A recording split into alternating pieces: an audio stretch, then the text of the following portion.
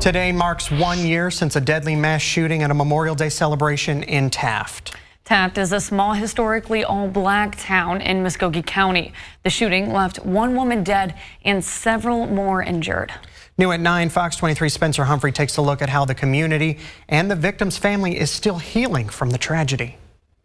After 1 year, the claps, the songs,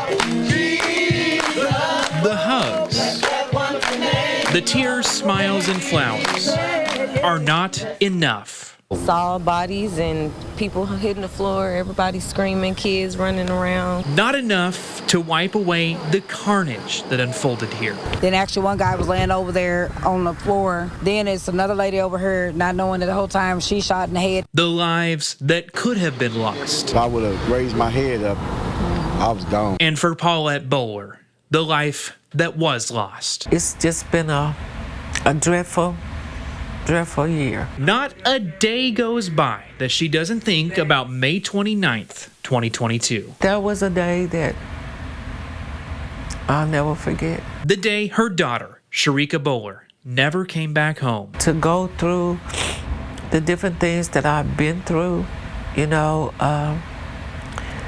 it's not easy. Sharika and her then 5-year-old daughter, Anaria, lived with Paulette at her home in the tiny Muskogee County town of Taft. I grew up here. I've been here all my life. It's one of Oklahoma's 13 remaining historically black towns. Every year, Taft holds a Memorial Day parade and festival, a homecoming of sorts for people who moved on from the town. Taft is a small community. And basically everybody here is some kin to somebody. 2022 was the first time the festival came back after COVID. On the evening of May 29th last year, Sharika and her sister left home to head to a concert in Tulsa. They planned to stop by the festival when they got back to Taft. Paulette stayed home to watch Anaria. Never turned around and looked at us. And that's something she usually turned around and say, "I'll see you later, Dumpling." It was the last time she saw her daughter alive. Then about 12:15, my phone rang. And when I looked at the phone and seen it was my niece's telephone number, all I could say is, "What's wrong?" And that's when she told me Sharika had been shot. A group of people shot into the crowd, seemingly at random. Constant boom, boom, boom, boom. 9 people, including children, hit by the gunfire. This is where they shot and the bullet went straight through here. Sharika was shot in the head. Medics took her to a Muskogee hospital before life-flighting her to Tulsa. Her sister Blanche was first to arrive. If I didn't know that nail polish, I wouldn't have known. I would say, "Hey, y'all got me in the wrong room.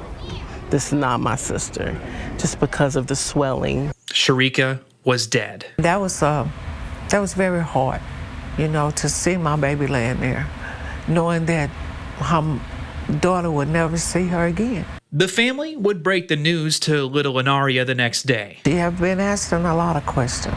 Questions no 5-year-old should ever have to ask. Why did they do that to my mommy? Why maybe they couldn't just shoot her?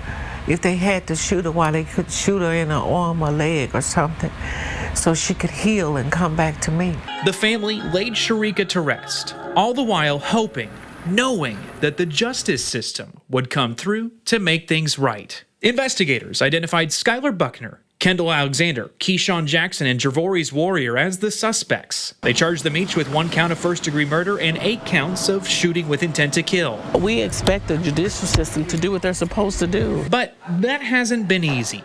Earlier this year, Muskogee County Judge Robin Adair allowed the men out on a $50,000 bond. Sitting in court hearing that, I was like, are they serious? A few weeks later, Judge Adair said there wasn't enough evidence to move forward with the case against Alexander and Jackson because no one who witnessed the shooting was willing to testify to what they saw. 1,500 people and we got nobody? Sharika's brother-in-law and Blanche's husband, William Lang, spoke on behalf of the family at the unveiling of a memorial at the site Sharika died Sunday. If I was to share my feelings, I would say I don't understand why we stick to the street code of no snitching. Sharika's family feels alone in their fight. What they call Taft around here is Chocolate City.